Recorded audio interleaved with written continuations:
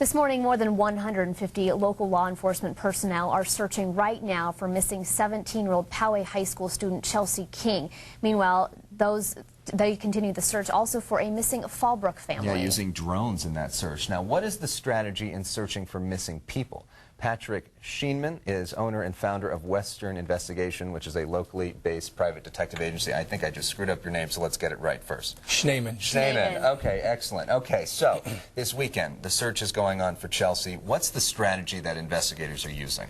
Well, you know, first of all, my heart goes out to that family. Let me tell you, I have 7 children, you know, 4 teenagers, and I think we can all imagine kind of what they're going through right now. And it's important that they don't give up hope.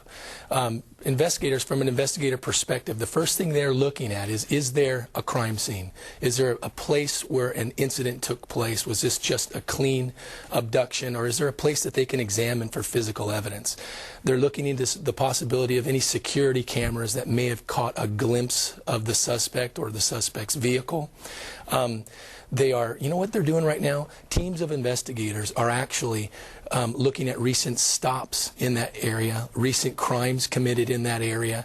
They're looking for known sex offenders, registered sex offenders in that area.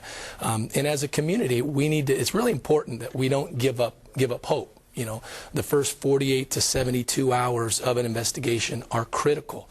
Yesterday, I was working a missing persons search, a case of my own in Tijuana. As I came back across the border, I saw some people, some volunteers handing out this flyer as I came across the border. So, you know, there's people out there, and as a community, I think we really need to support the King family and support the investigation. But the investigation is ongoing, and we can do our part. But don't give up hope. There's a chance that that she can still be found.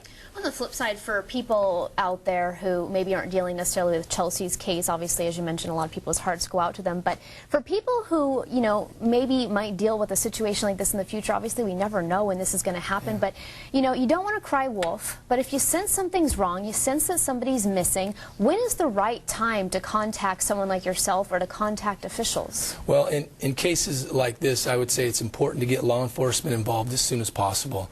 I would err on the side of being more likely to call police sooner. The first 48 to 72 hours are critical, and because, you know, during that part of the investigation, witnesses will sometimes, you know, you'll lose witnesses, memories will fade, physical evidence, especially in these conditions, in rainy conditions, the physical evidence can sometimes begin to degrade. So it's important that people act sooner rather than later. To be honest with you, I wouldn't worry about overreacting. I wouldn't worry about crying wolf. I have 4 teenagers myself. Right. If I was in that situation, I would get law enforcement involved as soon as possible.